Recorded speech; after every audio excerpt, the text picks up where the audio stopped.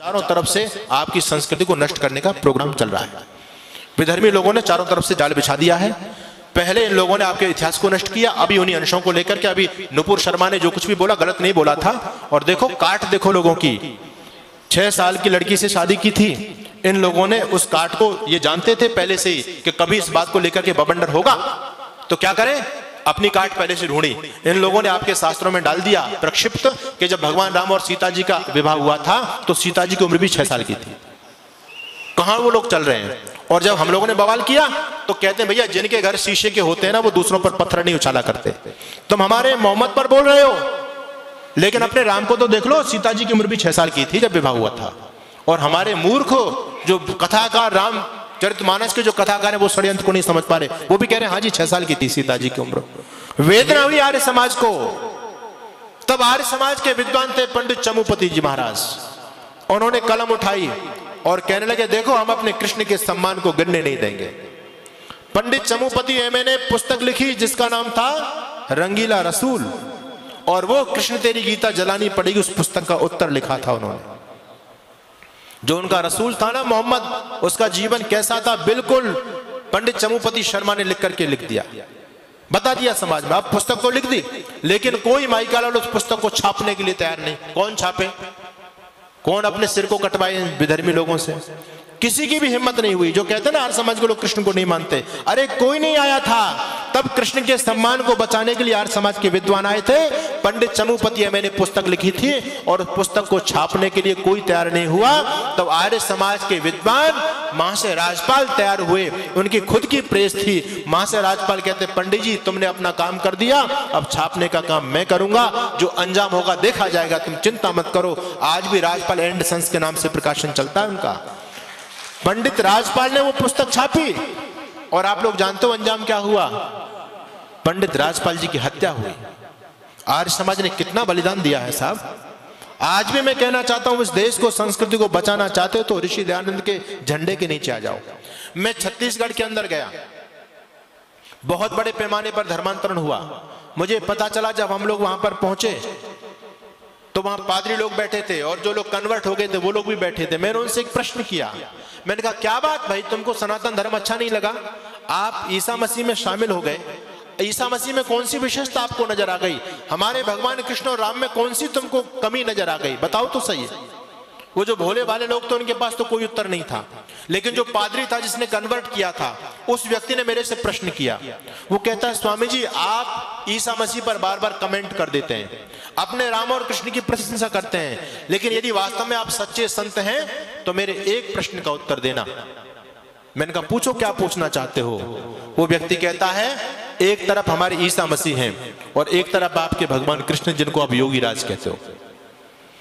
कहते आप कृष्ण के चरित्र को देखो और ईसा मसीह के चरित्र को देखो। ईसा मसीह वो शख्स है धरती का जो लोगों के पापों की गठरी बांध करके सिर पे रख के सूली पे चढ़ गया। इन क्रिश्चियन लोगों की मान्यता है कि जो लोग ईसाईयत को स्वीकार कर लेते हैं वो अपने जीवन में कितने ही पाप करें उनको पाप का फल नहीं लगता, पाप का फल भोगना नहीं पड़ता, पाप नहीं लगता, क्योंकि ईसा मसीह पहले ही सारे के सारे ईसाइयों के पापों का हरण कर चुके हैं, ऐसा वो लोग मानते हैं। और ईसा मसीह सूली पर चढ़ गए थे तो कहते ईसा मसीह वो हैं जो सारे धरती के लोगों के पापों को लेकर के सूली पर चढ़ गए। और एक तरफ आपके कृष्ण हैं जो यमुना जी में नहाती हुई लड़कियों के कपड़े उठा करके पेड़ पर चढ़ गए। अब आप मुझे बताओ किसका चरित्र ज्यादा अच्छा है, कृष्ण का चरित्र अच्छा है या ईसा मसीह का चरित्र अच्छा है। उस व्यक्ति ने मेरे से प्रश्न किया। वहां बड़े बड़े तिलक छापे लगाने वाले भागवताचार्य बैठे हुए थे, वो भी लोग पहुंचे थे। मैंने उनकी तरफ संकेत किया, मैंने कहा ये फादर क्या बोल रहा, भाई इसके प्रश्न का उत्तर दो, उसका मुंह बंद करो। अब मुंह बंद करें तो करें कैसे, अरे वो फादर गलत तो नहीं बोल रहा। जिसको तुम अपना धर्म ग्रंथ कहते हो श्रीमद् भागवत महापुराण जिसकी जगह जगह कथा होती है उसी में कृष्ण का चरित्र ये लिखा हुआ है। उस पादरी ने कुछ भी गलत नहीं बोला, किसी के पास कोई उत्तर नहीं है। हम धरती पर वो मूर्ख प्राणी है हिंदू जाति जो अपने महापुरुषों के सम्मान को नहीं बचा पाती। और अपने महापुरुषों के सम्मान बचाने की बात तो छोड़ दो, बल्कि हम लोग तो ऐसे मूर्ख हैं जो अपने महापुरुषों के गंदे चरित्र चित्रण को सुनने के लिए लाखों रुपए खर्च करते हैं। बोले भैया पैसा लो और सुनाओ उनकी लीला, सुनाओ उनको। आपके जयपुर के अंदर एक बहुत बड़े संत थे, उन्होंने भाषण दिया था, आज दुनिया में नहीं, क्रांतिकारी संत थे, मुनि तरुण सागर, जैन संप्रदाय से आते थे। वो कहते थे कृष्ण के चरित्र को अपनाओगे तो सिर पर इतने जूते पड़ेंगे, एक बाल नहीं बचेगा। किसी में हिम्मत नहीं थी कि मुनि तरुण सागर का कुछ जवाब दे दे। मुनि तरुण सागर जी ने कुछ गलत नहीं बोला, सही बोला। जैसा पुराणों में कृष्ण का चरित्र लिखा है उसके आधार पर लोग क्या कहेंगे, यही तो कहेंगे। कृष्ण क्या था? आपके धर्म ग्रंथ बता रहे हैं चोर जार शिखामणि। यहां पर एक विष्णु सहस्त्रनाम नाम का ग्रंथ है, उसमें भगवान के 1000 नाम गिनाए गए हैं, और पहला नाम क्या है पता है? चोर जार शिखामणि। चोरों का सरदार कौन? कृष्ण। और जारों का सरदार, जार कहते हैं व्यभिचारी पुरुष को। तो जारों का सरदार और चोरों का सरदार तुम खुद उनको बता रहे हो कृष्ण को, तो जब कोई पादरी प्रश्न करेगा, कोई मौलवी प्रश्न करेगा, उसका उत्तर कैसे दोगे आप? इसलिए ऋषि दयानंद ने कहा था, हे भागवत बनाने वाले, यदि तू अपने मां के गर्भ में ही मर गया होता तो बहुत अच्छा होता, कम से कम हमारे कृष्ण का जीवन चरित्र बर्बाद नहीं होता, कलंकित नहीं होता। ये वेदना कृष्ण के सम्मान को बचाने की यदि किसी में है तो आर्य समाज के अंदर है। मेरी माताओं बहनों सज्जनों, मैं अपने आप को रोकना चाहूंगा, समय की सुइयां समय पर पहुंच रही हैं। मैं आपसे निवेदन यही करना चाहता हूं कि आज समय आ गया है जब आपको कट्टर बनना पड़ेगा। अपनी संस्कृति को बचाओ, ये भाईचारा छोड़ो, कट्टर बन जाओ। और एक संगठन केवल आर्य समाज है जो आपको बचा सकता है। ऋषि दयानंद का चिंतन आपके पास में होना चाहिए। सत्यार्थ प्रकाश के आप विद्वान होने चाहिए। सत्यार्थ प्रकाश पढ़ो, ये विधर्मी चुटकियों में आपके सामने उठ जाएंगे, कोई सामने नहीं टिक पाएगा। अपने बच्चों को आर्मी दल से जोड़ो। ये शौर्य पराक्रम आपके बच्चों में केवल और केवल आर्य समाज भर सकता है। बाकी हमने देखे बहुत सारे संगठन के लोग, अभी वहां जा रहे थे, वो विवाद चला था हनुमान चालीसा का महाराष्ट्र में, पूरा ट्रक की ट्रक भर के जा रहा था बजरंगबली के झंडे लेकर के, है ना, हनुमान चालीसा का पाठ करने के लिए, और सब बजरंगबली बन रहे थे उसमें सारे के सारे। और 7-8 ये दाढ़ी वाले आगे ले लेके लठ, और ट्रक रुकवा ली, और वो लठ बजाए, सारे के सारे ट्रक को छोड़ छोड़ के भाग गए। हमें दम नहीं है, हम 7 लोगों का मुकाबला नहीं कर सकते। हैरानी की बात है, तुम्हारी राम बारात चलती है ना, तुम केवल मनोरंजन के लिए जाते हो, डीजो पर नाचते हो तुम। अरे तुम्हारी कोई तैयारी है? जब तुम जिस दिन से तुम तैयार होकर के जाओगे, कोई भी विधर्मी तुम्हारी तरफ आंख उठा करके नहीं देख सकता। वहां हजारों की संख्या जाती है राम बारात के अंदर, शिव बारात के अंदर, और तुम पिट पिट करके आते हो। कोई पत्थर फेंक देता है, कोई बम फेंक देता है। कोई आर्यवीर दल के जो हमारे नौजवान जब झांकियां निकालते हैं, कोई आंख उठा करके देखे उनकी तरफ? है किसी माई के लाल में हिम्मत तो देखे कोई आंख उठा करके? क्यों? क्योंकि हम उन बच्चों में शौर्य पराक्रम भरते हैं। आपकी संस्कृति तभी बचेगी, आप वो कट्टरता अपने बच्चों में लाइए, अपने बच्चों को आर्य समाज से जोड़िए, और अपने बच्चों को संस्कारों से जोड़िए। देखो ये चीज आपको केवल आर्य समाज में मिलेगी और कहीं नहीं मिलने वाली। एक समय वो भी था जब हमारे यहाँ के बच्चे अपने धर्म के लिए इतने समर्पित होते थे, अपने गर्दन कटवा देते थे लोग, लेकिन धर्म को नहीं छोड़ते थे, क्योंकि उन्होंने धर्म तत्व को समझा था। और आजकल के बच्चे, हम उन बच्चों को संस्कार नहीं दे पा रहे हैं, तो क्या हो रहा है? पहले छोटे छोटे बच्चों ने गर्दन कटवा दी। आप लोगों ने भजन सुना होगा कि खंजर से उड़ा दो चाहे मेरी बोटी बोटी को, दूंगा नहीं चोटी को, मैं दूंगा नहीं चोटी को, है ना। और आजकल के लोग एक बोरी चावल में 1 बोरी चीनी में धर्म परिवर्तन कर रहे हैं। क्यों हो रहा है ये? हम उन लोगों को संस्कार नहीं दे पा रहे, कट्टरता नहीं भर पा रहे हम उन बच्चों के अंदर।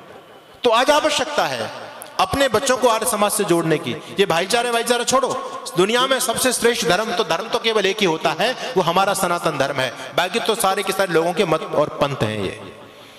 तो अपने बच्चों को आर्य समाज से जोड़ने की आवश्यकता है। इतिहास मैं तो कहता हूं आप लोगों को, अपने बच्चों को, अरे तुम राजस्थान के वीर पुरुष हो भाई, जब जब हम पर संकट आया तो ये राजस्थान अपनी संस्कृति को बचाने के लिए सबसे आगे रहा। ये तो लोगों ने गड़बड़ कर दिया, उन नालायक अत्याचारी लोगों को महान बता दिया, उनको जो 2-2 धेला का उनका चरित्र नहीं था, जो बलात्कारी थे, अत्याचारी थे, गोमांस भक्षक थे। ये सारा का सारा कम्युनिस्ट लोगों की चाल थी। लेकिन यदि महान पुरुष हुए तो आपकी राजस्थान की वीर मिट्टी में पैदा हुआ। अरे 80 युद्ध जिसने लड़े हो राष्ट्र हित, यहां शब्दों पर ध्यान देना, 80 युद्ध जिसने लड़े हो राष्ट्र हित यहां। अरे तुम राजस्थान के लोगों बताओगे कैसा कौन सा आपका राजा था जिसने 80 युद्ध देश के लिए लड़े हो? नाम पता है? नहीं पता है? महाराणा प्रताप नहीं? हाँ, माता जी बोल रही है महाराणा सांगा। 80 युद्ध जिसने लड़े हो राष्ट्र हित यहाँ, और हारा नहीं एक भी कमाल है जगत में। एक भी युद्ध नहीं हारे थे। और 120 युद्ध किसने लड़े थे जी? छत्रपति शिवाजी ने 120 युद्ध लड़े थे, लेकिन वो भी एक भी युद्ध नहीं हार पाए। उन लोगों को मान नहीं बताया गया, इन लुटेरों को, इन अत्याचारी बलात्कारी पापाचारियों को मान बताया जा रहा है इतिहास के अंदर। 80 युद्ध जिसने लड़े हो राष्ट्र हित यहाँ, हारा नहीं एक भी कमाल है जगत में। और 16 बार गौरी को दिया था जिंदगी का दान, 16 बार गौरी को दिया था जिंदगी का दान। पृथ्वीराज जैसा कहां लाल है जगत में। और चंद सैनिकों के साथ अकबर से लड़ा युद्ध, महाराणा प्रताप तो मिसाल है जगत में। और ऐसे वीर पुरुषों को लिखा क्यों महान नहीं, मुझे इस बात का मलाल है जगत में। यानी कितना बड़ा षड्यंत्र चल रहा है। हमारे महापुरुषों को वो सम्मान नहीं दिया जा रहा, दूसरे लोग हमारे आइडियल बने हुए हैं, इसलिए लौटने की आवश्यकता। अपने बच्चों को कभी आप लेकर के जाओ, पिकनिक का समय मिलता है ना, तो कहां लेकर के जाओ बच्चों को। मैं तो कहता हूं, अब भाई तुम शिव जी की भक्ति तो करते हो, देखो मैं ज्यादा कटु तो नहीं बोलूंगा, नहीं बवंडर खड़े हो जाते हैं मेरे बोलने पर, मैं ज्यादा खंडन तो नहीं करूंगा। मैं तो ये कहना चाहता हूं, तुम शिव जी को पूजते तो पूजते रहो, लेकिन शिव जी को तो तुमने बहुत पूज लिया, अब तुम शिवाजी को पूजना शुरू कर दो, तुम्हारा धर्म सनातन बच जाएगा।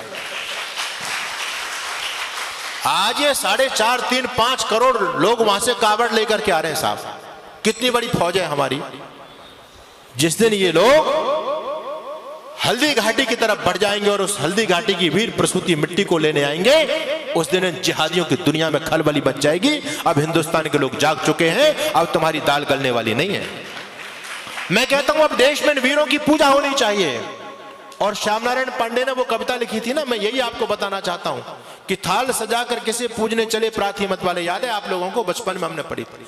कहां चले तुम राम नाम का पीतम्बर तन पर डाले, चले धूमते मस्ती में क्या तुम अपना पत आए भूल। कहां तुम्हारा दीप जलेगा, कहां चढ़ेगा माला फूल।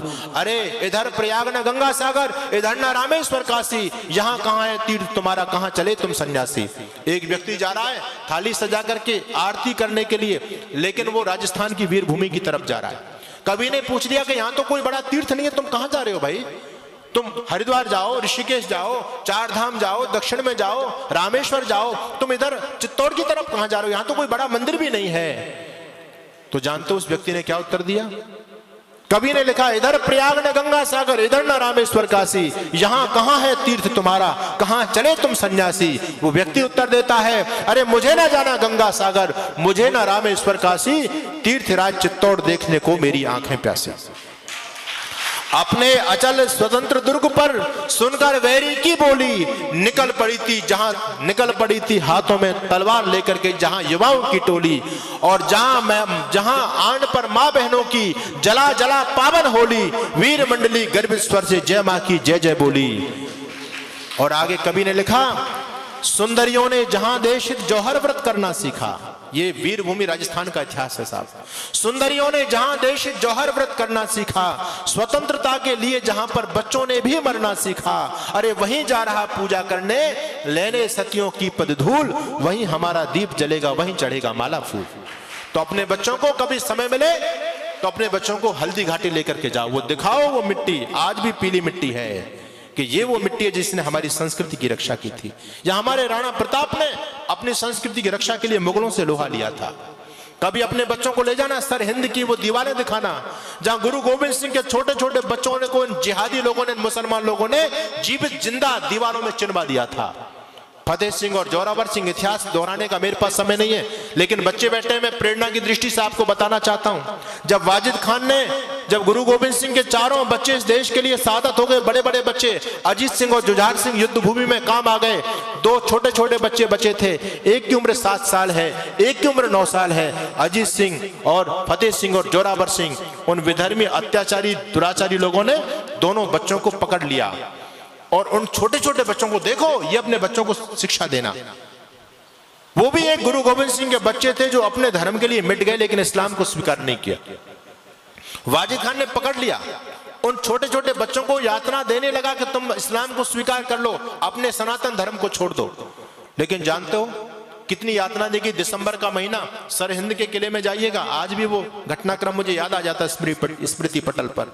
तो उन दोनों बच्चों को नंगे बदन एक कमरे के अंदर बंद कर दिया गया। 27 दिसंबर की रात्रि, कितना ठंडा समय होता है, कोई नीचे बोरी नहीं, कोई बिस्तर नहीं, केवल उन बच्चों को डराया जाता है जिससे वो बच्चे अपने धर्म को छोड़ करके इस्लाम को स्वीकार कर लें। रात भर दोनों छोटे छोटे 7 साल का और 9 साल का बच्चा उस कमरे के अंदर बंद रहा। सुबह जब कमरे का दरवाजा खोला गया, वाजिद खान ने पूछा, क्या बेचारे इस्लाम को स्वीकार करोगे? तपाक से गुरु गोविंद सिंह के बच्चे उत्तर देते हैं, अरे वाजिद खान क्या बात करता है, अरे विष्टा तो कुत्ते खाते हैं, सिंह कभी नहीं खाएंगे, और हमें बालक सिंह कभी इस्लाम नहीं अपनाएंगे। तू हमको तोड़ना चाहता है, कितनी यात्रा देना चाहता है, सारी यात्रा तू हमको दे ले, लेकिन हम अपने धर्म संस्कृति को नहीं छोड़ेंगे। माताओं बहनों सज्जनों, आखिर वो दरिंदा कहां मानने वाला था। ये तो बड़े क्रूर और जाहिल लोग होते हैं, इनके अंदर दया नहीं होती, बड़े कायर और क्रूर लोग हैं। ये कायर इतने हैं, ये जब तक ही आपके सामने बहादुर हैं, जब तक आप इनके सामने भले बने बैठे हो। इसलिए मैं कहता हूं कि अब भले बनने का समय नहीं है। अब तो क्या है, सुनो काफिरों, मौत तुम्हारी उनके लिए विजय परचम है। आपको क्या बोलते हैं जी वो काफिर? काफिर बोलते हैं आप लोगों को, आप उनको भाई भाई चिल्ला रहे हो, आपको काफिर बोलते हैं। और काफिर को धरती पर रहने का कोई अधिकार नहीं। उनका धर्म ग्रंथ कहता है काफिरों को मार दो, काट दो, धरती इनके लिए बनी नहीं है। सुनो काफिरों, मौत तुम्हारी उनके लिए विजय परचम है, और तुम्हारी मानवता से ही तो इन दुष्टों में दम है। तुम भाई भाई चिल्ला रहे हो, कितनी बार बताया तुमको पर तुम समझ नहीं पाए, कितनी बार बताया तुमको पर तुम समझ नहीं पाए। ये सब तब तक ही अच्छे हैं जब तक इनकी संख्या कम है, जब तक प्रेम दिखाएंगे। जिस दिन संख्या बढ़ गई काट देंगे, आपको छोड़ने वाले नहीं है। सावधान, मेरे शब्दों में इतना ही मैं कहना चाहूंगा। मैं बात कर रहा था, अपनी बात को विराम देना चाहता हूं। मैं आपके बीच में निवेदन कर रहा था, जब गुरु गोविंद सिंह के छोटे छोटे बच्चों को उस वाजिद खान ने दीवार के अंदर चुनवा दिया। आज भी वो मोटी मोटी दीवारें बनी हुई हैं, छोटे छोटे बच्चे हैं, दीवार चुननी शुरू हो गई, ईंटें लगाई जा रही हैं, गारा बीच में भरा जा रहा है। दोनों भाई दीवार के बीच में खड़े कर लिए गए। बीच बीच में वाजिद खान दीवार को रुकवाता है, कहता है कि भैया अभी भी सोच लो, समझ लो, इस्लाम को स्वीकार कर लो, बच जाओगे तुम, नहीं तो फिर दीवार को चिनवा दूंगा, तुम इसमें दब करके मर जाओगे। तो जानते हो बच्चे क्या कहते हैं? जोरावर जोर से बोला, फतेह सिंह शोर से बोला। जोरावर जोर से बोला, फतेह सिंह शोर से बोला, रखो ईंटें भरो गारे, चुनो दीवार हत्यारे। तुम हमको डराते हो, इस दीवार को चुनवाते क्यों नहीं हो? जोरावर जोर से बोला, फतेह सिंह शोर से बोला, रखो ईंटें भरो गारे, चुनो दीवार हत्यारे। निकलती श्वास बोलेगी, यही दीवार बोलेगी, हमारे देश की जय हो, हमारे धर्म की जय हो। अरे हमको दबने के बाद जब इस दीवार के झरोकों से कोई आवाज आएगी, तो वंदे मातरम की आवाज आएगी, देश और धर्म की संस्कृति की रक्षा की आवाज आएगी। ये हमारे छोटे छोटे बच्चे थे, तब जाकर के संस्कृति बची है। लोगों ने बलिदान दिया था, आज आवश्यकता है। मैं बलिदान की बात नहीं करता। लोग ये कहते हैं स्वामी जी आप तो लोगों को लड़ाना चाहते हैं। मैं लड़ाना बिल्कुल नहीं चाहता, मैं केवल आपको सावधान करना चाहता हूं। अब देश में चारों तरफ आग लग रही है, मैं रुकूंगा, आप लोगों को धन्यवाद देना चाहूंगा। चलते चलते एक निवेदन, एक कविता छोटी सी, 2 मिनट में अपनी बात को समाप्त करूंगा। वैसे तो आप, वर्षा तो हो ही रही है, भोजन की व्यवस्था हो गई है, और देखो मैं भी सुबह बीमार था, लेकिन आप लोगों की उपस्थिति को देखकर तो मेरा ये काम है भाई, मेरा लोगों को जगाना मेरा धर्म है। इसलिए 5-7 मिनट भोजन लेट जो आपको मिल जाए तो घबराना नहीं, ठीक है? हमने भी नहीं खाया, हमारे तो आदरणीय गजेंद्र जी ले आए खिचड़ी बना करके, अपने कैलाश जी बोले नहीं महाराज जी कुछ तो ले लो, नहीं तो हम तो बिना खाए पीछे दहाड़ते हैं लोगों के बीच में। निवेदन मैं आपके बीच में करूंगा, हालात खराब हैं, एक रास्ता केवल है, चारों तरफ से आपकी संस्कृति को नष्ट करने का प्रोग्राम चल रहा है। विधर्मी लोगों ने चारों तरफ से जाल बिछा दिया है। पहले इन लोगों ने आपके इतिहास को नष्ट किया, अभी उन्हीं अंशों को लेकर के, अभी नुपुर शर्मा ने जो कुछ भी बोला गलत नहीं बोला था। और देखो काट, देखो लोगों की, 6 साल की लड़की से शादी की थी। इन लोगों ने उस काट को, ये जानते थे पहले से ही कि कभी इस बात को लेकर के बवंडर होगा, तो क्या करें, अपनी काट पहले से ढूंढी। इन लोगों ने आपके शास्त्रों में डाल दिया प्रक्षिप्त कि जब भगवान राम और सीता जी का विवाह हुआ था तो सीता जी की उम्र भी 6 साल की थी। कहां वो लोग चल रहे हैं? और जब हम लोगों ने बवाल किया तो कहते हैं भैया जिनके घर शीशे के होते हैं ना, वो दूसरों पर पत्थर नहीं उछाला करते। तुम हमारे मोहम्मद पर बोल रहे हो, लेकिन अपने राम को तो देख लो, सीता जी की उम्र भी 6 साल की थी जब विवाह हुआ था। और हमारे मूर्ख जो कथाकार रामचरितमानस के जो कथाकार है वो षड्यंत्र को नहीं समझ पा रहे, वो भी कह रहे हैं हाँ जी 6 साल की थी सीता जी की उम्र। तो ये वेदना यदि किसी के पास में, समाधान आर्य समाज के पास में। अंत में मैं यही कहना चाहूंगा, तालाब किनारे खड़ी एक इमारत में लगी आग, मच गई अफरा तफरी और भागम भाग, सबने वो किया जो था जिसकी पहुंच में, और एक चिड़िया भी डाल रही थी पानी भर भर चोंच में। एक तालाब के किनारे एक बिल्डिंग थी, गृह स्वामी प्रतिदिन छत पर दाना डालती थी चुगने के लिए, पक्षियों के लिए। एक चिड़िया प्रतिदिन दाना चुगने के लिए आती थी। आज जैसी सुबह सुबह चिड़िया दाना चुगने के लिए आई तो छत पर दाना तो नहीं था, बल्कि वो बिल्डिंग धू धू करके जल रही थी। तालाब किनारे खड़ी एक इमारत में लगी आग, मच गई अफरा तफरी और भागम भाग, सबने वो किया जो था जिसकी पहुंच में, और एक चिड़िया भी डाल रही थी पानी भर भर चोंच में। उसी पेड़ पर रहने वाले कौवे ने कहा, बहन तू पागल हो गई है। अरे पागल, इतनी भयंकर लपटें आग की, तेरी चोंच के पानी से क्या आग बुझ पाएगी? उसी पेड़ पर रहने वाले कौवे ने कहा, बहन तू पागल हो गई है। अरे सुई की नोक से ताला खोल रही है और पत्तों के बाट से पहाड़ तोड़ रही है। अरे पागल, तेरी चोंच में जितना पानी आएगा उससे आग का एक शोला भी नहीं बुझ पाएगा, वो आग तक पहुंच ही नहीं पाता तेरा पानी। लेकिन चिड़िया ने दिया जवाब, एकदम लाजवाब। बोली, भैया मैं आपकी बात को मानती हूं और अपने चोंच के सामर्थ्य को भी पहचानती हूं, लेकिन बस मैं तो इतना जानती हूं कि जिस दिन इस घटना का इतिहास लिखा जाएगा, मेरा नाम आग लगाने वालों में नहीं, आग बुझाने वालों में आएगा। आज संस्कृति मिट रही है, धर्म पर संकट है, हिंदुत्व खतरे में है। आप लोगों का नाम भी आग लगाने वालों में नहीं, आग बुझाने वालों में आना चाहिए।